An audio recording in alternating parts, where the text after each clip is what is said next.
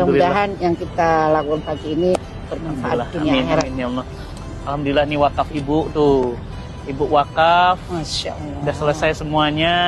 Masya Tinggal Allah. dikit lagi Bu, mohon doanya. Ini bangunan utamanya. Masya Allah. Ini beliau Insya Allah, ini Masya Allah. Niat baik selalu dimudahkan Allah. Wakif yang luar biasa. Ya. Dan bukan cuma di sini, di mana-mana wakafnya. Dan nilainya wow. Masya Allah. Menyemangati mereka Ustaz. Kita mau ngeliat ke dalam Ayo, Bu. Masya oke. Allah. Pertama kali ketemu ibu tuh kaget. Tampilannya biasa, ikut majelis taklim, Iya. duduk di bawah. Masya Allah. Lah kok tiba-tiba ngasihnya miliar gitu. Nggak Nggak percaya, Bu. percaya ya Ustaz ya. Karena Masya gimana bisa? Karena kan orang tuh Nggak semua. kenal Nah, juga. Satu, kedua orang tuh semua ngeliat tampilan Bu. Di Masya. tanah 5.000 meter, Oke. diwakafkan oleh satu orang, nilainya 100 miliar. Dan alhamdulillah wakafnya beliau juga ada di sini, wakafnya antum teman-teman ada di sini. Ini santri putri, tempat bawah makan, atasnya kamar, ini ruang belajar atasnya. Alhamdulillah, dan selesai kurang dari 3 tahun. Masya Allah. Alhamdulillah. Itu salah satu bukti kebesaran Allah. Allahu Akbar. Bu Aisyah, Ya Ustaz. saya gak akan pernah bisa lupa pertama kali ketemu ibu. Masya Karena saya hadir waktu itu dalam tanda kutip manusiawi Bu, kecewa. Saya biasanya kalau hadir jamaah itu selalu banyak, bludak gitu. Tiba-tiba pas datang cuma 7 orang. Itulah manusia, saya manusia biasa. Ketika datanglah 7 orang, saya mau galang dana wakaf untuk pesantren saya gimana. Tapi ternyata 7 orang, ada 1 orang namanya Bu Aisyah dengan penampilan yang sangat sederhana berwakaf miliaran. Masya Dan sekarang pesantrennya sudah jadi. Masya Allah. Bu, saya juga ingin tahu, ibu wakaf dengan nilai yang sebesar itu ada rasa seperti apa Bu? Nggak sayang, itu kan uang bisa beli rumah, bisa beli mobil Forsi, Lamborghini. Allah menitipkan harta kan bukan buat kita beli kapal pesiar, buat beli tas Hermes.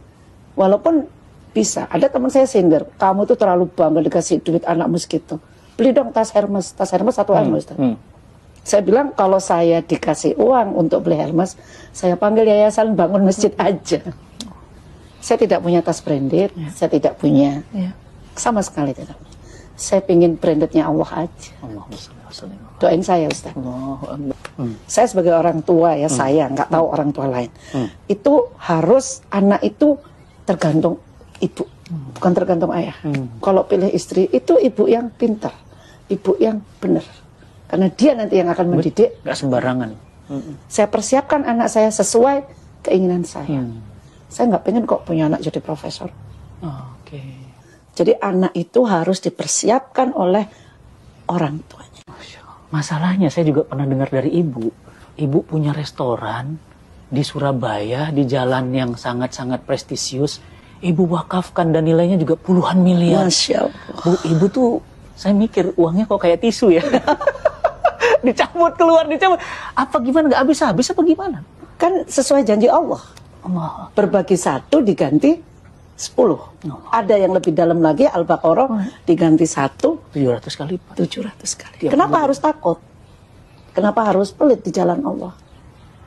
Orang tua saya Ustaz, hotel itu mau dibeli Megawati dengan uang ya, dikasihin ke Nahdlatul Ulama. Allah. Itu contoh dari orang tua. Boleh kasih bocoran seperti apa orang tua dulu? Dia lihat guru ngaji, belum haji, dia haji. Kayak cerita Ustaz tadi, setiap tahun ada aja. Tanah di mana-mana panggil, izin dikasih kan. Anaknya nggak ada yang dikasih. Ibu saya kan punya hotel. Oh, saya Masya Allah punya hotel loh. Orang kan punya warung gitu ya. Dan hotelnya diwakafkan juga Ustaz. Allahu Akbar. Udah wakaf Bu? Sudah. Makanya Jadi, saya bilang saya belum apa-apanya sama ibu ibu kandung? saya. Iya. Diwakafin. Sekarang jadi apa di Surabaya? Jadi sekolah Hadijah Plus. Hadijah Plus itu. Muslimat. Ibu Khofifah yang nerima. Gubernur Jawa Timur. Saya pelongo-pelongo ini luar biasa. Allah. Tapi saya tekankan, semakin kamu berbagi, kamu semakin bahagia. Jadi wakaf kepikiran, restoran ibu yang mewah itu diwakafin tuh gimana awalnya? Saya bosan Ustaz. Punya duit. Saya pingin. Kalau kita nyari duit, udah mau bosan sama duit ini. Mental memang. Ini Bu, mindset Bu. Jadi dunia itu akhirnya datang ke ibu sujud tuh begitu. Ibu kok bisa ngelepas harta sebesar itu? Allahu Akbar. Yang menggerakkan hati itu Allah. Saya sendiri itu anak saya ya. Waktu dengerin kajian Ustadz kasih presentasi, tunjukin ke kita bahwa dapat tanah wakaf, cerita begini-begini, saya ditepuk. Mah kejar itu Ustadz. Yuk kita kasih apa yang beliau ini.